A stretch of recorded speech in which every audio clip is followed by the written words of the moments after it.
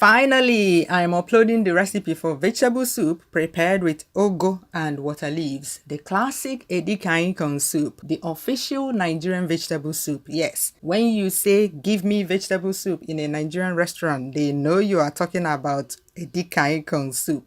It's a gift from the Efiks and Ibibios of Nigeria. The Edikang Ikong soup I'll prepare today, it's thick yet supple in the mouth, not dry, it's delicious and still green by the time we are done cooking.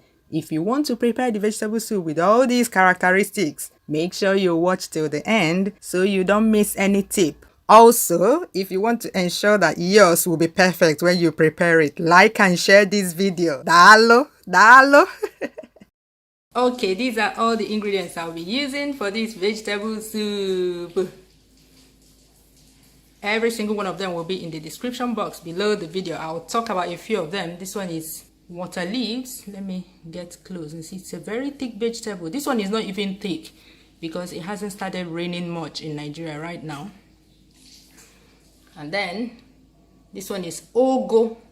Ugu, not ugu. You can see the ratio of water leaves to ugu. You can say 3 parts of ugu to 1 part of water leaves. You can also use 2 parts of ugu to 1 part of water leaf, like half of the ugu as water leaf. And then I have beef, I have seasoning cubes, onions. They even add more onions than this, but this is the quantity I'm going to use. You have periwinkle. I have a video where one lady was bringing out these periwinkles from their shells. I'll link it up. You have Ponmo, that's cow skin. I'm going to cut it into tiny pieces. That's habanero pepper. I'm not going to add all these because there's a child right here in this house, so he can eat it. You have crayfish, and you have palm oil. Yeah. So yeah, I hope that's everything. I hope I brought out everything. I'm doing cherewere, I'm doing sharp vegetable soup. I'm going to cook this with a normal pot. It seems that whenever I use my pressure pot is over there. My pressure pot is over there. It seems that whenever I use my pressure pot to cook meat, a lot of people get confused. Especially when I boil down the stock after cooking it. So for you guys, I'm going to, spend some gas, extra gas, cooking this with a normal pot. So this is how I'll start. I put the meat in the pot, rinse and add the stockfish. This stockfish is quite soft, so should be good. I add the ponmo. You can see that I've cut it into small pieces. This ponmo is the pre-cooked one, so it is quite soft already. Also, I cut it into small pieces, so that should make it possible for it to cook with the meat. Yeah, and the stockfish. Add the onions. Add the stock cubes, that seasoning cubes, that bouillon cubes, and then turn on the heat.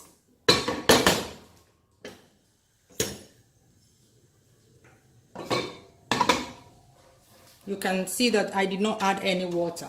I did not add any salt either. A lot of people ask me why I don't add salt to my meat. I don't like adding salt to my meat. One, the seasoning cubes already contain salt. Also, this stockfish tastes salty.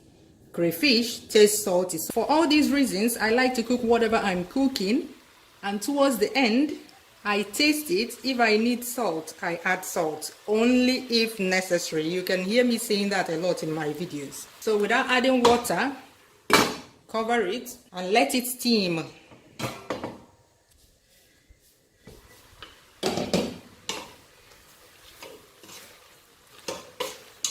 When it steams a little bit, start stirring it so that it doesn't burn.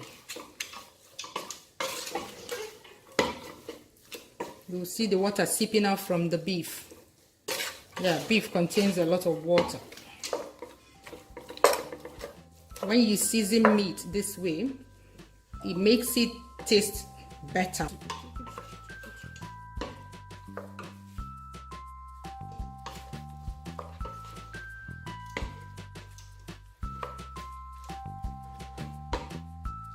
I'll keep doing this till the meat turns pale all over.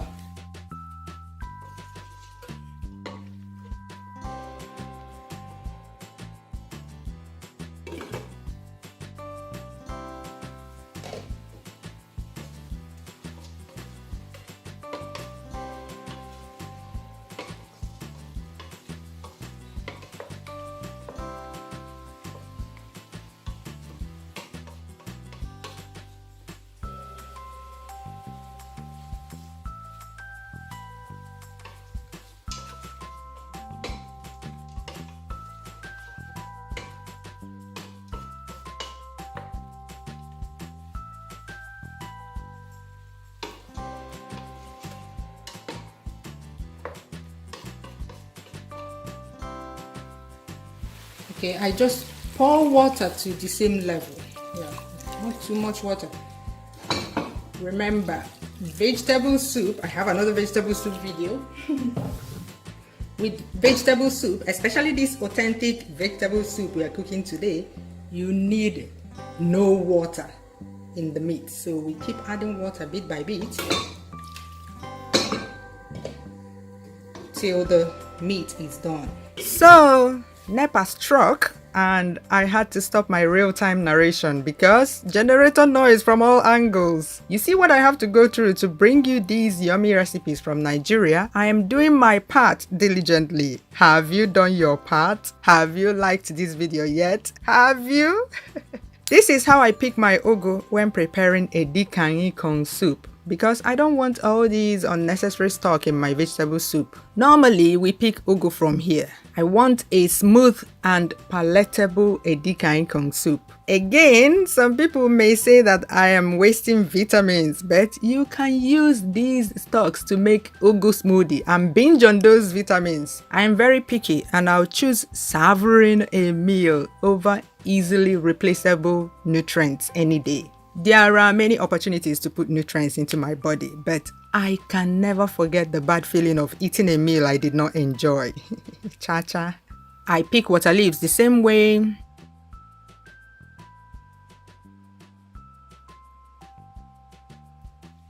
I rinse them thoroughly several times and put in a sieve to drain out all the water. Remember to keep an eye on the meat so it does not burn. You can see that the water has dried up. Taste the meat, and if it's not done yet, add a small quantity of water and continue cooking. The deal here is that you should have little to no water in the pot by the time the meat is done, as you will see later. Then chop the vegetables into very tiny pieces using my hack. Yes, if you watched my cooking hacks video, you will know that you don't need to arrange the vegetables one by one before chopping. That is why a lot of people run away from cooking vegetable soup. Run no more. I've got you covered.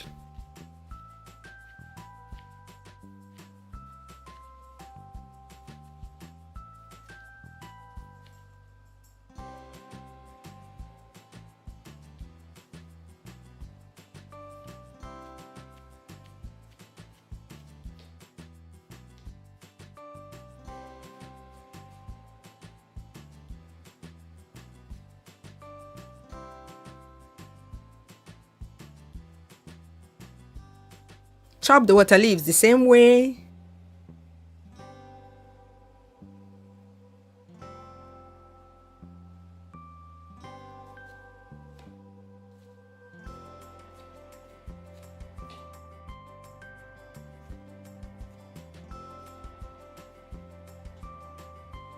You see how sticky the water leaves are? That's the property that helps them act as a binder for the Edikang Ikong Soup.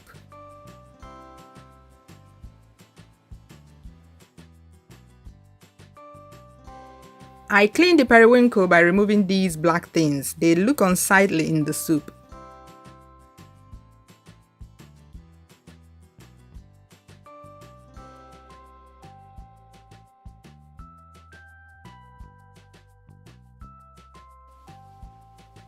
By now, the meats and stockfish should be done.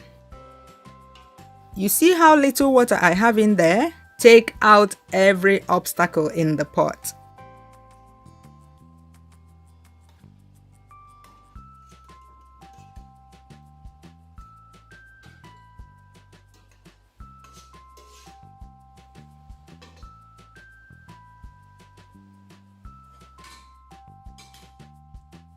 I slowly decant the meat and fish stock into another container because there may be tiny bones in there. If those tiny bones jam your teeth while eating this vegetable soup, agite. I rinse the pot, then pour the meat and fish stock back in there.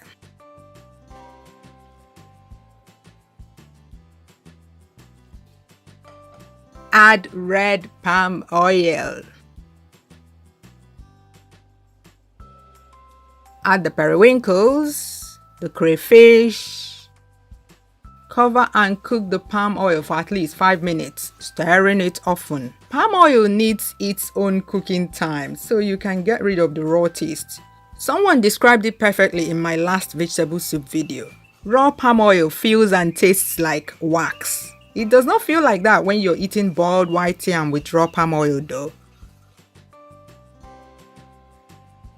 Add the vegetables and pepper. Cover and cook for at most 1 minute. For this quantity of vegetables I am using. Stir.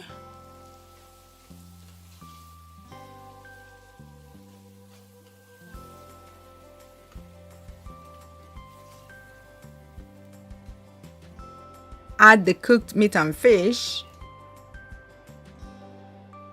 Stir again, and now you can add salt if necessary. Yes, sometimes depending on the quantities of other salty ingredients you added, it's not necessary.